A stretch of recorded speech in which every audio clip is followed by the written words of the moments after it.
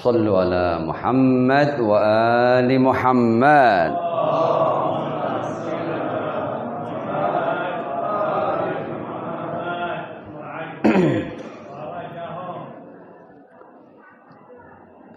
صلى الله عليك يا مولاي وسيدي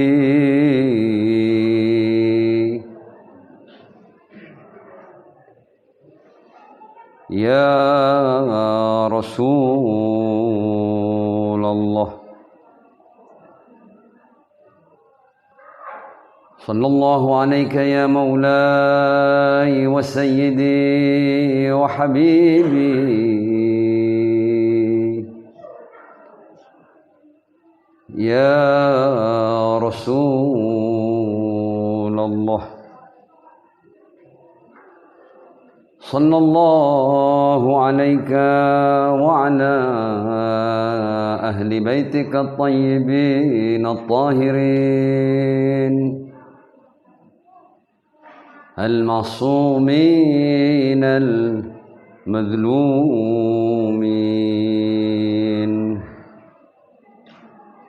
السلام عليكم يا أهل بيت النبوة وموضع الرسالة ومختلف الملائكة ومحبط الوحي ومعدن الرحمة وحزان العلم ومنتهى الحلم وأصول الكرم وقادة الأمم وأولياء النعم وعناصر الأبرار ودعائم الأخيار وساسة العباد وأركان البلاد وأبواب الإيمان وأمناء الرحمن وسلالة النبيين وصفوة المرسلين وإطرة خيرة رب العالمين ورحمة الله وبركاته. صلوات.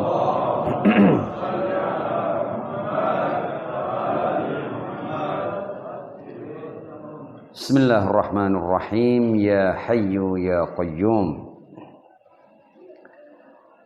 يا حي يا قيوم برحمتك نستغيث فأغثنا ولا تكلنا إلى أنفسنا طرفة عين أبدا وأصلح لنا شأننا كله. الحمد لله رب العالمين بارئ الخلائق أجمعين والصلاة والسلام على أشرف وأفضل أنبيائه ورسله حبيبه ونجيبه وصفيه وخيرته على خلقه المحمود الأحمد العبد المؤيد المصطفى الأمجد أبي القاسم المصطفى محمد. اللهم صل على محمد وآل محمد وعجل فرجهم وعلى آله الطيبين الطاهرين المعصومين وأصحابه المنتجبين سيما بقية الله في الأراضين عجل الله تعالى فرجه الشريف واجعلنا وجميع المؤمنين والمؤمنات والمسلمين والmuslimat min atba'ihi wa junudi amma ba'd. Para guru yang saya muliakan, ikhwani wa akhwatil aizza, assalamualaikum warahmatullahi wabarakatuh.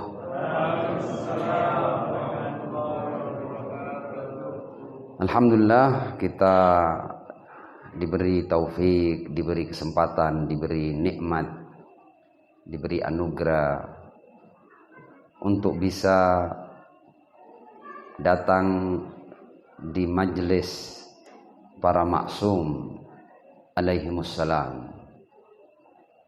Dan pada malam hari ini kita semua hadir di majelis yang penuh dengan sukacita dalam rangka kita memperingati Al-Imam Al-Jawad alaihi salam. Al-Imam Al-Jawad alaihi salam, ada baiknya kita arungi biografi singkat beliau, karena dalam biografi ini pembahasan kita akan ada kaitannya. Kita semua memahami bahwa beliau adalah imam yang ke-9 dari rangkaian 12 imam suci Ahlul Bait alaihimussalam. Lakab-lakab beliau seperti yang antum sudah mengenalnya, Al-Jawad, At-Taqi, mungkin yang tidak populer Al-Muntajab, Al-Qani, dan masih ada lakab-lakab yang lain. Adapun kunyah beliau dipanggil dengan panggilan Abu Ja'far, atau lebih tepatnya Abu Ja'far Ats-Tsani. Mengapa Abu Ja'far Ats-Tsani? Karena kakek beliau Al-Imam Muhammad Al-Baqir alaihi salam itu juga punya kunyah Abu Ja'far, tapi beliau adalah Abu Ja'far Al-Awwal. Kelahiran beliau yang kita sekarang ini berkumpul untuknya terjadi pada tanggal 10 bulan Rajab pada tahun 195 Hijriyah. Beliau lahir di kota Madinah dan usia beliau tidak terlalu panjang, hanya 25 tahun. Tapi masa imamahnya ya lumayan panjang ya. Dalam usia 25 tahun masa imamahnya itu 17 tahun. Berarti sejak syahadah ayahandanya beliau di usia sekitar 7 atau 8 tahun sudah menjadi imam.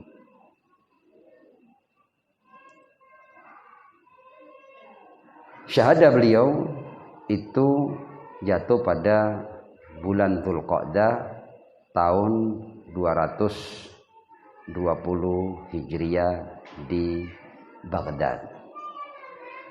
Sebab syahadahnya adalah racun yang dilakukan oleh istri beliau sendiri, Ummul Fadl, dengan perintah dari Al-Mu'tasim Al-Abbasi di masa kekhalifahannya.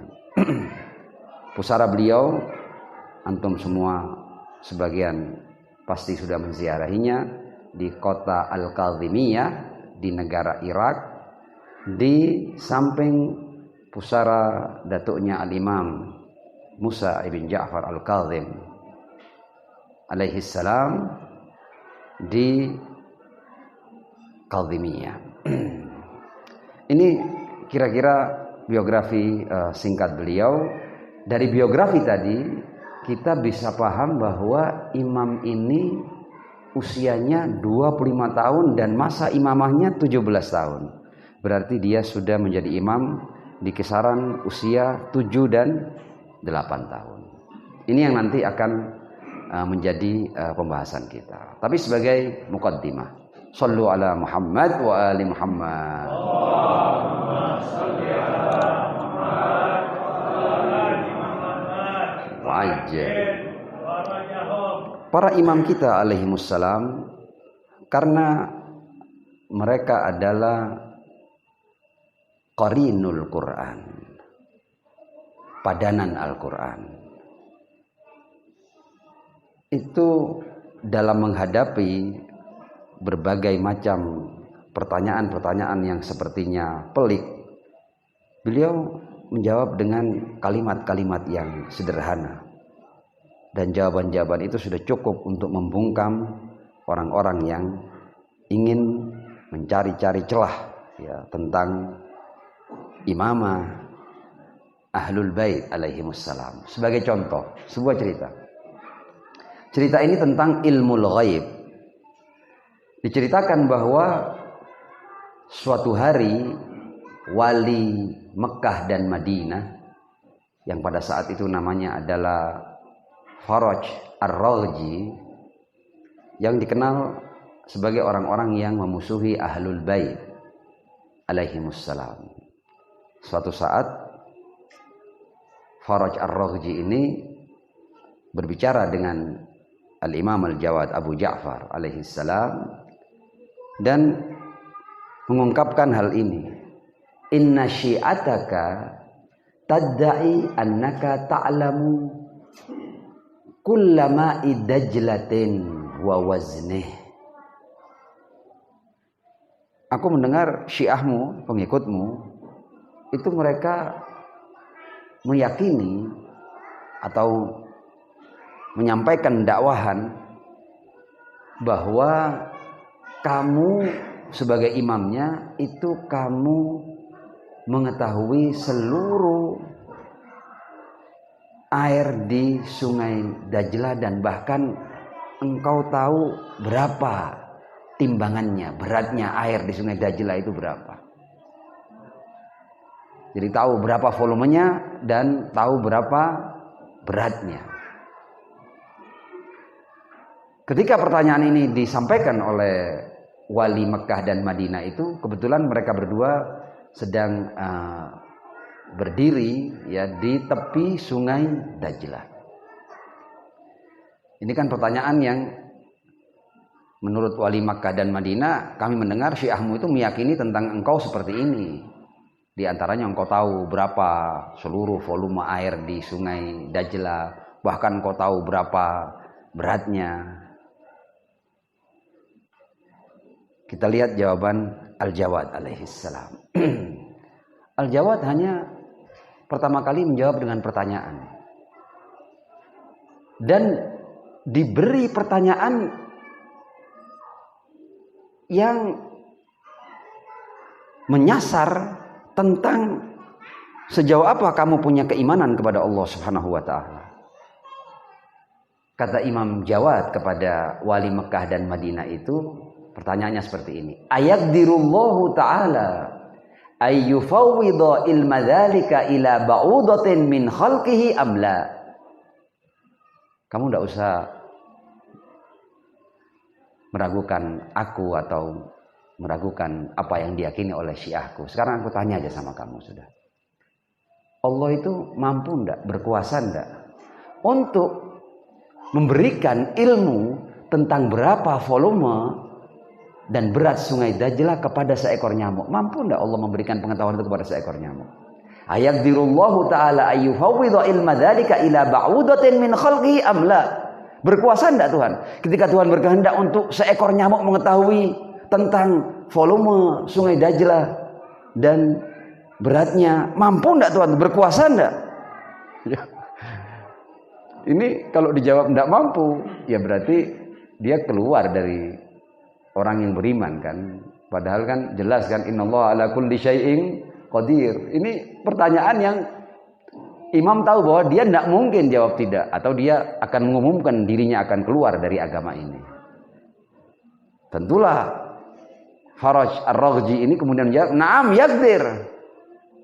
Oh, jadi menurutmu Tuhan berkuasa ya untuk memberikan ilmu tentang berat dan volume sungai Dajlah kepada seekor nyamuk bahkan. Naam, iya.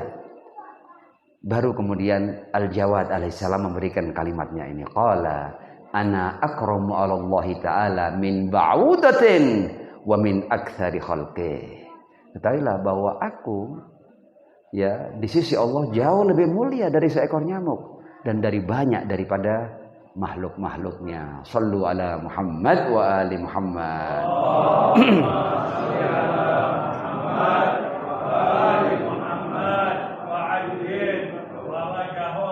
Nah, kita sekarang akan masuk pada pembahasan yang terkait dengan usia beliau ketika menjadi imam. Memang Imam Jawad adalah imam pertama dari 12 imam ini yang menjadi imam dalam usia yang masih dikatakan kalau dalam bahasa Arab itu sobi atau at-tifl ya, masih di usia anak-anak. Dan kita tahu kan, kultur masyarakat Arab itu menghormati yang lebih tua. Dan mereka terlalu sombong, ya, angkuh untuk kemudian taat atau patuh kepada anak yang usianya masih kecil. Ya. Jadi mereka tidak suka orang yang lebih tua itu kemudian diminta untuk tunduk atau patuh atau menghargai mereka yang masih di usia kanak-kanak. Itu kultur masyarakat Arab pada saat itu seperti itu. Karena ini adalah imam pertama yang menjadi imam dalam usia kanak-kanak, ini di tengah-tengah masyarakat Syiah tercipta zilzal, ada keguncangan yang terjadi, terguncang masyarakat Syiah ini. Bagaimana kita menghadapi bahwa imam setelah imam yang sebelumnya ini ternyata imam kita ini usianya masih 7-8 tahun.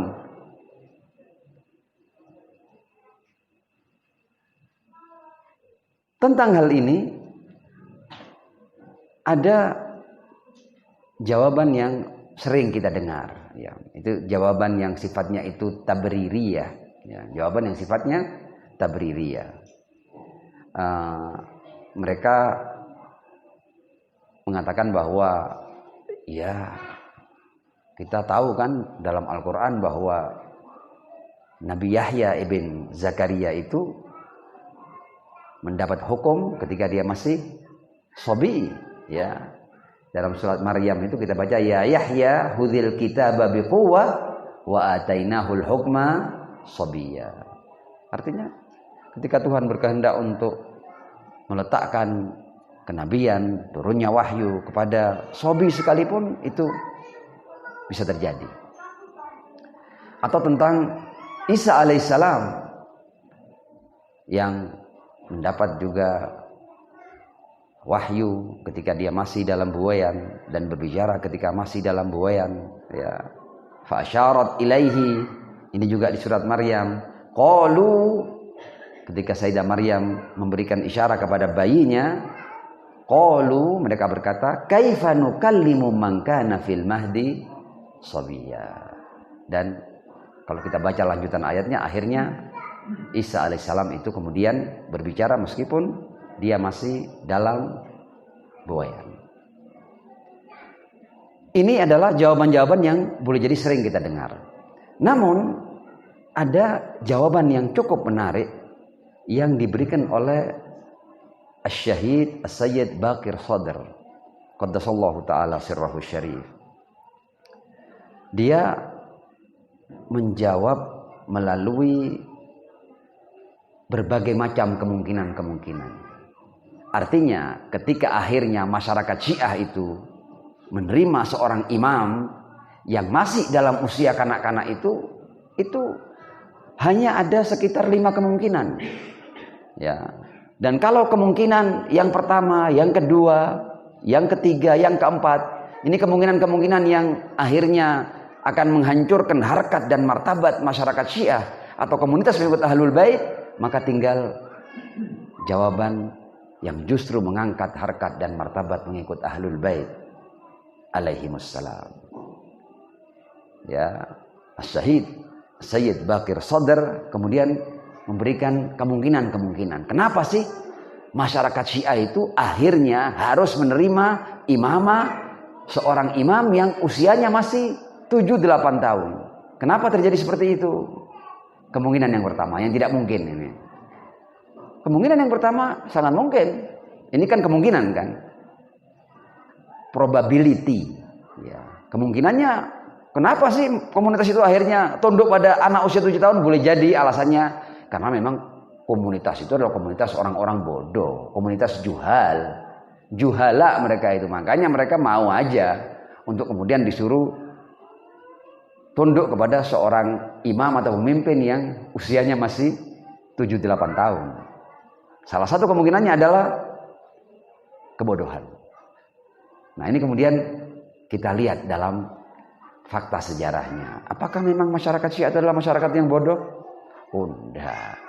Sejarah mengatakan, fakta-fakta sejarah mengatakan bahwa masyarakat Syiah itu kanu sabiqina li ghairihim dalam hal ilmu. lebih unggul daripada yang lainnya. Sebagai contoh, umumnya murid-murid para imam seperti Hisham ibn al-Hakam, ya, itu dikenal sebagai seorang yang ahli di bidang agama. Bahkan bukan hanya itu, murid imam, jangankan imamnya, seperti Hisham ibn al-Hakam ini itu pada saat itu sudah mengkritisi Arastu, mengkritisi Aristoteles.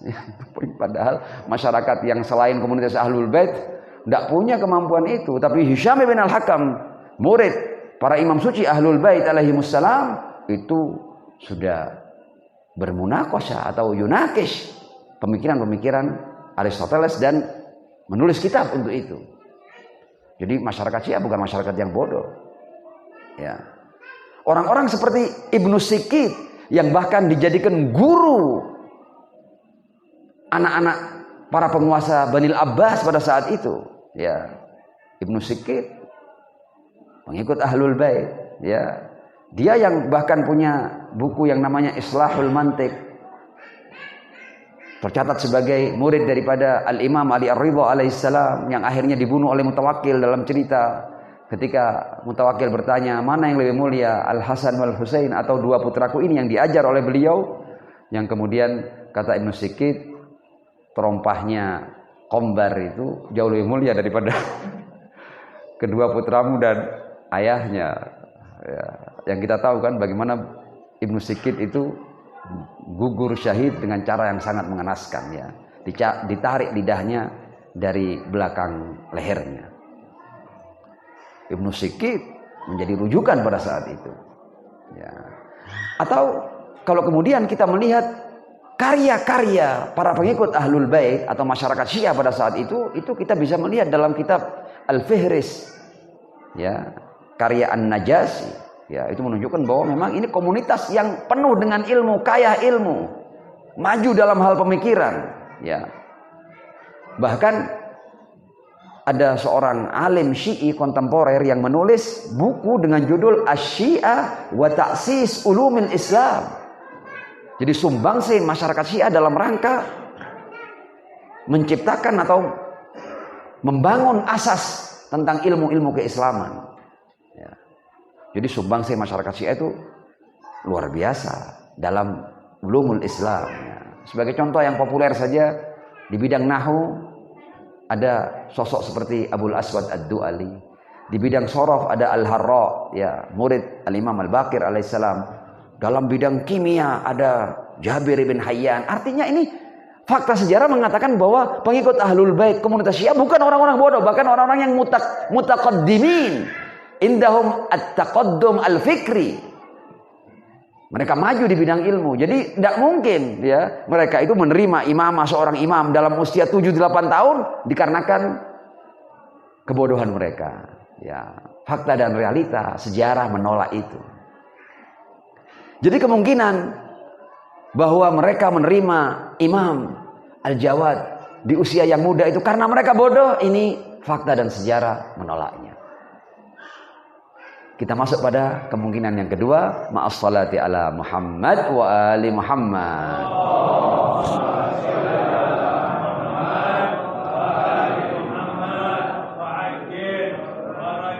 Kemungkinan yang kedua adalah boleh jadi masyarakat Syiah ini punya keyakinan tentang, jadi imamah dalam pandangan masyarakat Syiah ini adalah seperti sistem kerajaan, ya, yang dikenal dengan al-wiratha al-amudiyah, monarki, yang kemudian kekuasaan itu jatuh di putra mahkota. Jadi kadang-kadang kan raja itu meninggal, putra mahkotanya masih kanak-kanak dan tetap dia harus dipasangkan mahkota karena anak raja, dia anak laki-laki raja.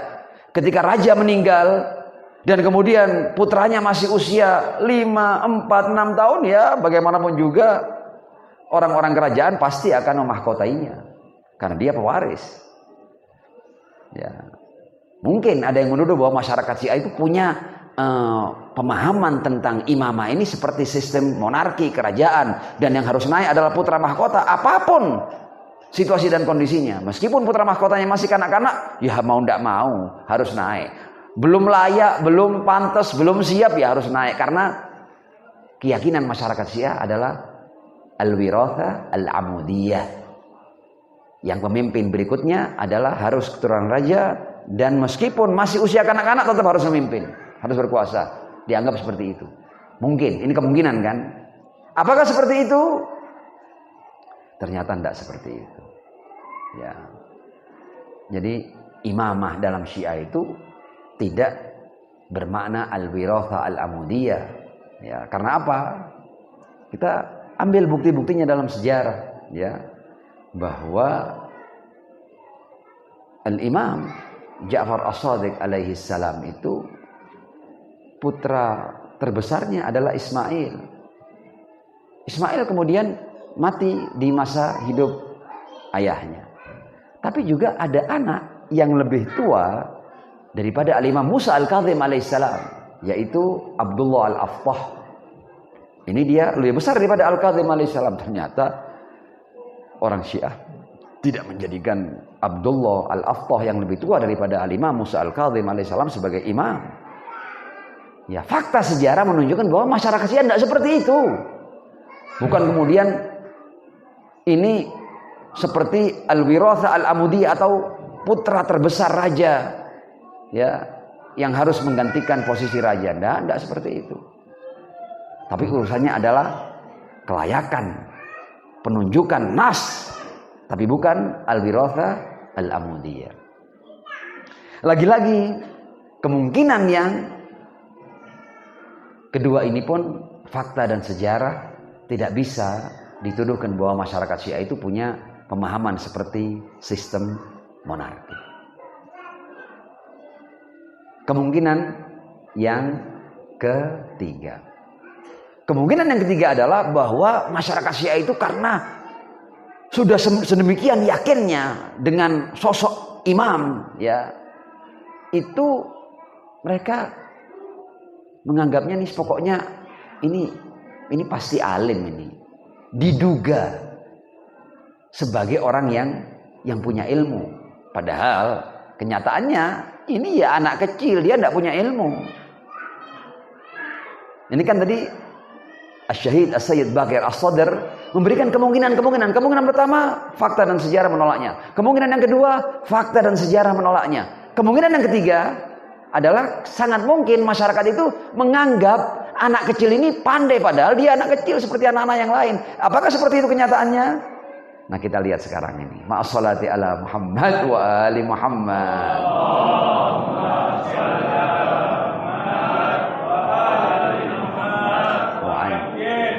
Jadi apakah masyarakat Syiah itu menerima ini apa adanya dan tidak paham bahwa anak ini punya tingkat keilmuan yang sedemikian tingginya? Oh, enggak, mereka paham, dan ini disaksikan oleh semua masyarakat non Syiah pada saat itu.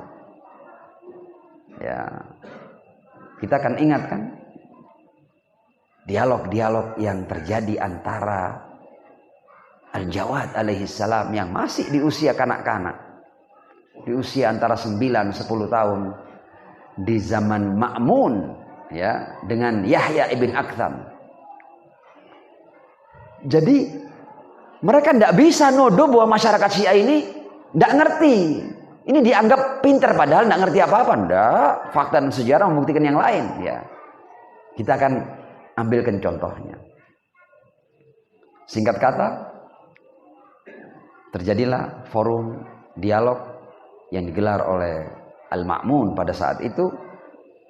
Hadir Al-Imam Al-Jawad alaihissalam yang masih di usia sekitar 10 tahun, dan kemudian dihadirkan Qadil Qudat yang bernama Yahya ibn Aktham.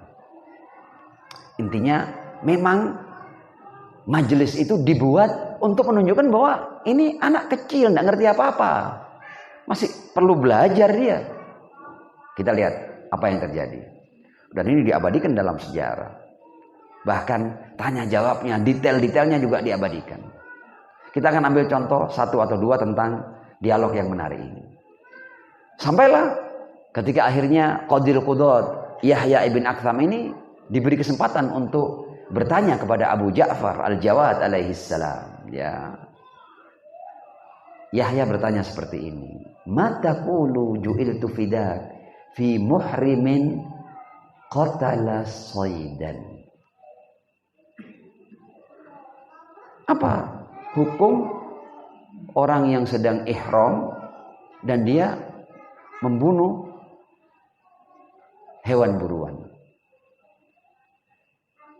Mataqulu fi muhrimin qatala shaydan. Ini pertanyaan fikih yang sangat dasar ini, bukan pertanyaan yang sulit sebenarnya. Dan Yahya ibn Aktham itu, kalau kita lihat para analis yang berbicara tentang cerita ini, sengaja memberikan pertanyaan yang sederhana, sehingga nanti kalau tidak bisa jawab, berarti memang kamu ini tidak ngerti apa-apa. Pertanyaan gampang kayak gini kamu tidak bisa jawab.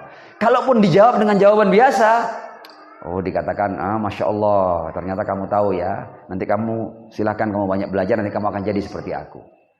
Seandainya dijawab dengan jawaban yang polos-polosan ya. Al-Imam Al-Jawad alaihissalam tahu ya, pertanyaan ini pertanyaan jebakan ya. Memang pertanyaannya mudah, tapi kalau dijawab polos-polosan, maka majelis akan dimenangkan oleh Qadil Qudat Yahya ibn Aktham. Jadi jawaban benar sederhana atau salah akan digunakan untuk menggugurkan imamah Al-Jawad alaihi salam. Tapi kita lihat bagaimana Al-Jawad alaihi salam menjawab pertanyaan ini. Kata Al-Jawad, "Oh, pertanyaanmu itu ya.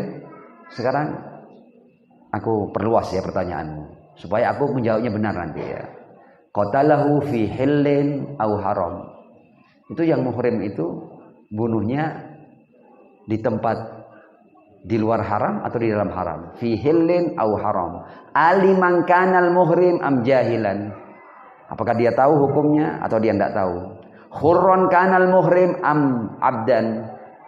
Orang yang ihram itu dia seorang budak atau seorang yang merdeka. Shaghiron kana am kabiron. Dia kecil atau besar.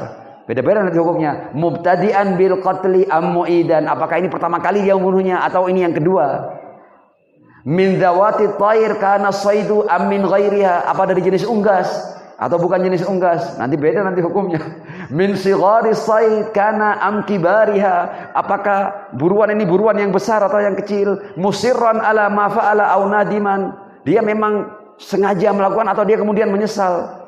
Fil laili kana qatlahu lis-said am naharon. Melakukan pembunuhan itu di malam hari atau di siang hari. Muhriman kana bil umrah il qatala au bil haj. Ini ihramnya ihram umrah atau ihram haji? Ini pertanyaan sederhana di breakdown seperti itu oleh seorang yang dianggap kanak-kanak dan tidak mengerti apa-apa. Jadi ketika pertanyaan dibalas dengan pertanyaan yang menjelaskan tentang apa kira-kira yang sebenarnya engkau tanyakan wahai Yahya ibn Aktham, Yahya sudah kehilangan dirinya. Fatahayyara Yahya ibn Aktham wa bana fi wajhil azzu wal inqita'. Ya, ketika ini membreakdown pertanyaan seperti itu, sudah kehilangan diri Yahya ibn Aktham. Ya. Walajlaja hatta arafa jama'atu ahlil majlisi amro. Sehingga orang-orang yang tujuannya ini ditanya untuk menjatuhkan yang jawab, ternyata justru yang kehilangan posisi adalah Qadil Qudat. Jadi cukup itu. Ya. Shallu ala Muhammad wa ali Muhammad.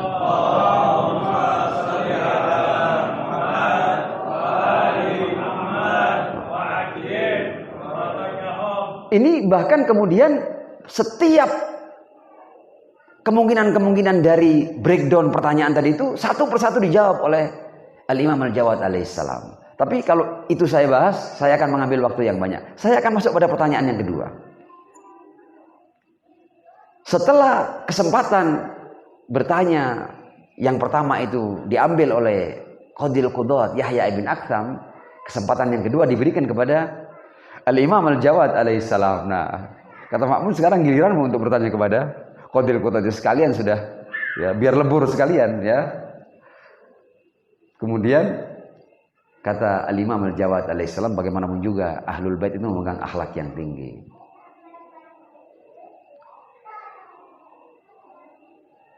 Kata Imam Jawad kepada Yahya, as'aluka, apakah engkau izinkan aku untuk bertanya padamu? Ini kalau dijawab ndak usah, ya sudah jatuh. Dijawab silahkan, dia tahu bakal jatuh nanti. Ya, dibalas tadi itu ya. As'aluka dzalika ilaika. Ya, terserah. Ini ngomong terserah sambil sudah kehilangan diri ya. Dzalika ilaik ju'iltu fidak. Dan sudah langsung menunjukkan apa namanya itu kekalahannya. Fa in araftu jawaba ma tas'aluni anhu, ya. Wa illa istafadtuhu minka. Ya, kalau memang aku tahu jawabannya aku jawab. Kalau enggak ya aku akan mengambil jawabannya darimu. Aku akan belajar darimu. Sudah selesai, sudah. Kita lihat ya, apa yang ditanya. Kata Al-Imam Al-Jawad alaihissalam, khabbirni an rajulin nadhara ila imra'atin fi awwalin nahar, ya. Saya mungkin tidak perlu baca bahasa Arabnya dalam rangka menyingkat waktu ya. Pertanyaannya seperti ini, tolong kabarkan padaku, ya, beritakan padaku tentang seorang laki-laki yang melihat perempuan di awal siang. Dia kalau melihat wanita itu, melihatnya itu hukumnya haram. Falamma martafa'an nahar, ya, ketika siang, ya, semakin apa namanya itu bertambah waktunya, halat lahu, pandangannya menjadi halal. Falamma zalati syams, ya, ketika akhirnya matahari tergelincir, harumat alai, menjadi haram pandangannya. Falamma kana waqtal asri, dan ketika waktu asar, halat lahu, halal kembali. Falamma gharabati syams, ketika matahari terbenam, harumat alai, menjadi haram lagi. Falamma dakhala alaihi waqtul isya al-akhirah, halat lahu, masuk waktu isya, halal lagi. Falamma kana intisaf al-lail, harumat alai, ketika di pertengahan malam, haram lagi wanita itu. Falamma tala al-fajru, halat lahu, ketika matahari terbit, halal lagi. Ini apa ini? Antara laki-laki dan wanita yang dalam perjalanan waktu yang singkat itu haram halal, haram halal, halal haram, ya, dan begitu ya, sampai di akhir falamma tala al-fajru halat lahu, terakhirnya halal. Ya sudah jelas, tak bisa jawab si Yahya ini. La wallah ma ahtadi ila jawabi hadzal su'al wala a'riful wajha fi. Ya, aku enggak tahu. Fa in ra'aita an tufidanahu, kalau seandainya engkau mau, tolong jelaskan kepada kami apa itu. Ya, kemudian Al-Imam Al-Jawad alaihissalam menjelaskan bahwa ini adalah seorang budak wanita, ya, yang punya seseorang, ya. Nadhara ilaiha ajnabiyyun fi awwalin nahar, ya, di awal siang ketika seorang laki-laki melihatnya, laki-laki ajnabi, ya, orang asing yang tidak ada hubungan apa-apa dengannya, maka pandangannya haram. Ketika irtafa'an nahar, laki-laki itu, ajnabi itu membelinya, ya, maka dia menjadi tuannya. Fahallat lahu, menjadi halal wanita itu. Dan ketika masuk waktu zuhur, dibebaskan, menjadi haram lagi. Falamma kana waktul asar, ketika masuk waktu asar, tazawwajaha, dinikahi, halal akhirnya. Falamma kana waktul maghrib, ketika waktu dhahara minha, mengucapkan zihar, menjadi haram. Kemudian falamma kana waktul isya, ketika masuk waktu isya, kafara anidhiyar, dia membayar kafaronya zihar, menjadi halal lagi. Falamma kana nisful lail, di tengah malam, talaqaha, ya, ditolak dengan satu tolakan, menjadi haram. Falamma kana indal fajri raja'aha, di waktu subuh dirujuk kembali. Fahallat lahu, halal lagi. Sallu ala Muhammad wa ali Muhammad.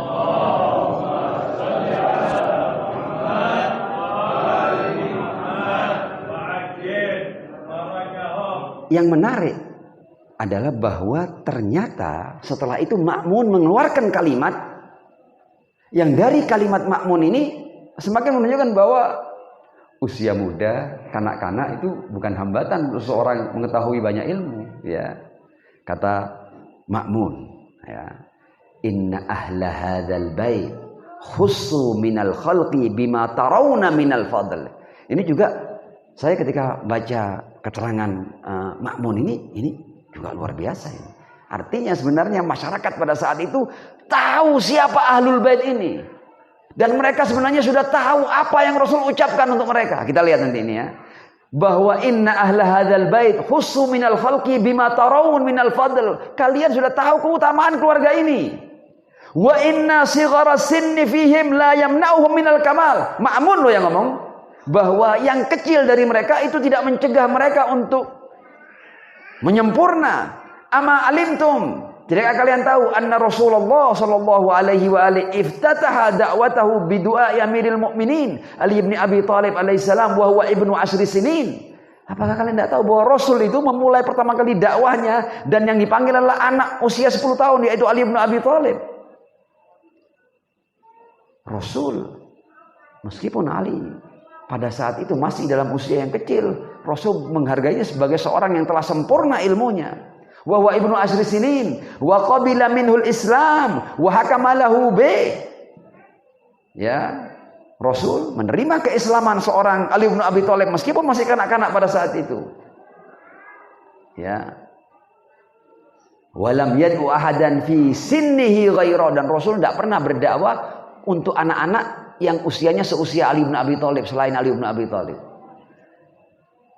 Ya, walam yad'u ahadan fi sinnihi ghaira. Dan ini yang menarik, wa baya al-Hasan wal Husain alaihi wassalam. Rasul sudah menyatakan, ya, memberikan baiat kepada Al-Hasan dan Al-Husain, padahal kedua cucunya itu ibna duna sitti sinin, anak usia di bawah 6 tahun.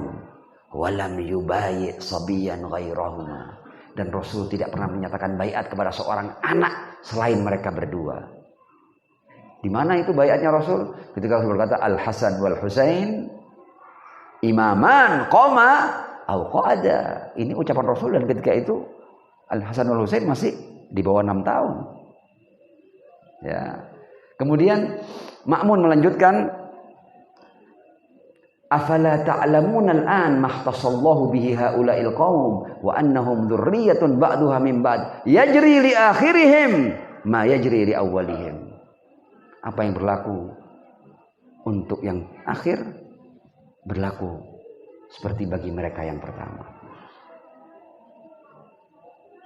Jadi bahkan urusan pembaiatan imam di masa kanak-kanak sudah dilakukan oleh Ar-Rasul sallallahu alaihi wa alihi di awal dakwahnya terhadap Ali bin Abi Thalib, dan kemudian pasca bi'tsah dilakukan terhadap Al-Hasan wal Husain alaihi wassalam. Sallu ala Muhammad wa ali Muhammad. Allahumma salli ala Muhammad wa ali Muhammad wa ajil barakatuh. Jadi kemungkinan yang ketiga tadi, ya, bahwa masyarakat Syiah hanya menduga ini pandai. Oh enggak, jangankan masyarakat Syiah, seluruh masyarakat pada saat itu semua mereka tahu bahwa ini a'lamul ulama afqahul fuqaha, meskipun dia masih kecil.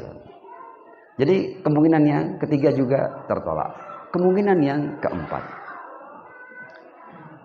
boleh jadi masyarakat Syiah itu tetap meyakini imamah seseorang yang masih di usia kanak-kanak itu tama'an lid dunya, untuk urusan dunia. Wah, ini juga kemungkinan yang tidak didukung oleh fakta dan realitas sejarah. Kalau kita lihat fakta dan realitas sejarah, justru orang yang mengikuti Ahlul Bait itu diusir, disiksa, dimarginalkan, dibunuh, ya. Ya, cerita Ibnu Siki, cerita para pengikut Ahlul Bait, ya.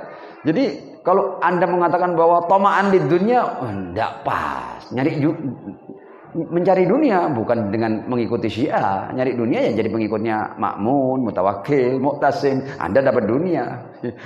Hanya orang gila yang mengatakan bahwa memberikan kemungkinan ya bahwa orang-orang Syiah memaksa untuk menjadikan Al-Jawad sebagai imam di usia kanak-kanak itu untuk urusan dunia. Ya. Bahkan pada saat itu orang-orang Syiah cukup alasan bagi para penguasa untuk dibunuh hanya karena mereka berziarah kepada Al-Husain alaihissalam, seperti yang terjadi di zaman Al-Mutawakkil dan Al-Hadi. Ya. Cerita tentang Ibnu Sikit tadi sudah kita singgung. Jadi kemungkinan yang keempat bahwa masyarakat Syiah itu memaksa atau kekeh untuk menjadikan anak usia 7-8 tahun sebagai imam karena urusan dunia juga tertolak dalam fakta dan sejarah. Shallu ala Muhammad wa ali Muhammad. Shalli ala Muhammad wa ali Muhammad wa ajil. Maka kata As-Sayyid Muhammad Baqir As-Sadr hanya tinggal satu kemungkinan, yaitu bahwa mereka meyakini Al-Imam Al-Jawad alaihissalam karena dia termasuk orang-orang yang ternas sebagai para imam suci pasca Ar-Rasul sallallahu alaihi wa alihi. Dan ketika seorang imam itu mansus minallah subhanahu wa ta'ala, maka imam itu alim bi kulli syai' wa ma'sumun anil khata'. Ya, dia mengetahui segala sesuatu dan dia maksum dari kesalahan. Shallu ala Muhammad wa ali Muhammad. Allahumma shalli ala Muhammad wa ali Muhammad wa ajil wa bajahum. Naam. Sebagai penutup ya, kita sekarang ada di bulan Rajab dan kita semua memahami bahwa bulan Rajab ini adalah syahrul istighfar li ummati, kata Ar-Rasul sallallahu alaihi wa alihi. Kita diminta untuk banyak beristighfar ya, dan kita diminta untuk sering-sering mengucapkan astaghfirullah wa as'aluhud taubah. Nah, dalam hal ini ada sebuah riwayat dari Al-Imam Al-Jawad alaihissalam ketika beliau berkata, dan ini menjadi pesan bagi kita semua, terkhusus saya sebagai pembicara. Kata Al-Imam Al-Jawad alaihissalam, ta'khirut taubah ightirarun. Orang yang mengakhirkan taubat, nanti saya akan bertaubat, ta'khirut taubah ightirarun. Itu orang itu dia tertipu dengan dirinya. Anda tidak akan pernah bisa memastikan bahwa Anda punya atau kita punya waktu di akhir. Karena waktu tidak di tangan kita, ajal tidak di tangan kita. Jadi takhirut taubah sama dengan kita menipu diri kita. Kita tidak punya kuasa untuk kita punya waktu di akhir-akhir. Karena itu tidak ada alasan bagi kita untuk menunda at-taubah. Ta'khirut taubah ightirarun wa tulut taswif hayratun. Dan kalau Anda terus, kalau kita ya terus mengatakan ya nantilah, ya nanti, saufa atub, aku akan bertobat nanti, pasti aku akan bertobat. Ini taswif, ini saufa ini, kata Al-Imam Al-Jawad alaihissalam, hayratun, itu Anda sama dengan berada dalam kebingungan, ketidakpastian. Kok bisa Anda biarkan diri Anda dalam ketidakpastian? Kenapa Anda tidak pastikan? Saya bertaubat, selesai permasalahan. Wal i'tilal 'ala Allahi halakatun. Dan ketika seorang tidak mau kembali kepada Allah, berpaling dari Allah, tidak mau bertaubat, sama dengan kehancuran. Wal i'tilal 'ala Allahi halakatun. Wal israru 'ala dzam. Dan biasanya orang yang tidak mau taubat karena dia masih menikmati dosa ini, maksiat masih enak ini, masih lezat maksiat itu. Wal israru 'ala dzambi amnun limakrillah. Oh, kalau ada orang yang kemudian dia masih mau terus bermaksiat, oh berarti Anda merasa aman ya, Anda punya jaminan keamanan dari makarnya Allah. Apakah begitu? Kemudian beliau membacakan ayat ini. Afa aminu makrallah. Apakah mereka merasa aman dari makarnya Allah? Fala ya'manu makrallah illal qaumul khasirun. Tidak ada orang yang merasa aman dari makar Allah kecuali orang-orang yang merugi. Jadi semua tadi itu kalau bermakna merasa aman dari makar Allah itu akan sama dengan kerugian. Fala ya'manu makrallah illal qaumul khasirun. Dan untuk urusan taubat ini Al-Imam Al-Jawad alaihissalam pernah punya ucapan seperti ini. Ini juga ucapan yang sudah populer.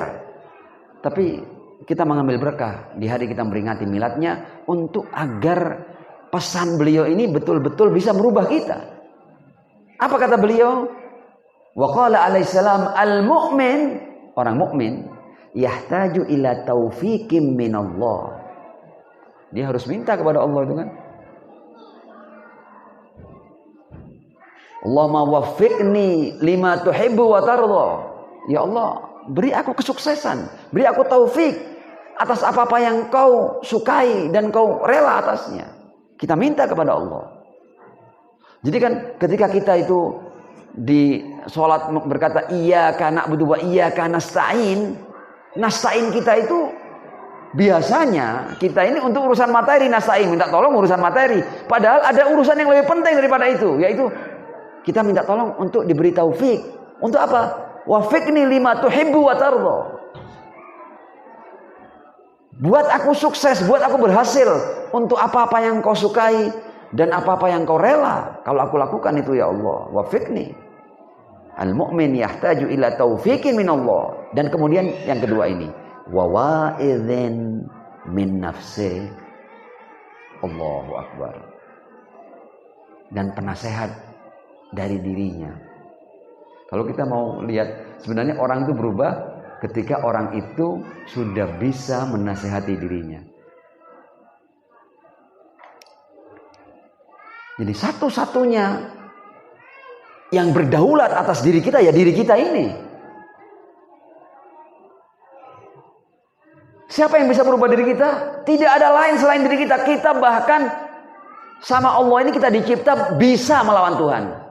Saya tidak mau, bahkan orang bisa menjadi pengingkar Tuhan. Sama Allah dibebaskan manusia itu. Kapan manusia berubah? Ketika dia menggunakan kedaulatan yang Allah berikan atas dirinya untuk merubah dirinya. Wa wa'idin min nafsi. Dan perubahan tidak mungkin terjadi kecuali seseorang sudah mengambil keputusan untuk merubah dirinya. Nabi, Rasul, para imam hanya bisa memberikan mau'izah, jangan. Tapi yang bisa merubah diri kita adalah diri kita. Wa wa'idhin min nafsi. Dan kemudian makanya kan kita bukan penting nasihatnya. Yang ketiga ini menguatkan lagi wa qabulin mimman yansahu. Jadi kalau Anda cuma mendapat nasihat, Anda bisa merubah apa-apa.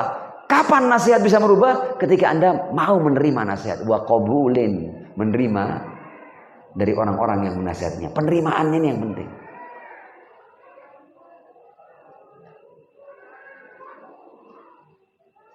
Jadi mudah-mudahan kita di bulan Rajab ini termasuk orang-orang yang dapat taufik dari Allah Subhanahu wa taala untuk bertaubat di bulan ini sementara kita masih punya waktu, dan kemudian kita harus menggunakan kedaulatan diri kita, kekuasaan diri kita atas diri kita untuk merubah diri, dan kita juga siap untuk menerima nasihat-nasihat yang baik, yang utamanya dari ayat-ayat Allah dan dari kalam para maksum alaihimussalam. As'adallahu ayyamakum thumma al-afwa minkum. Wassalamualaikum warahmatullahi wabarakatuh.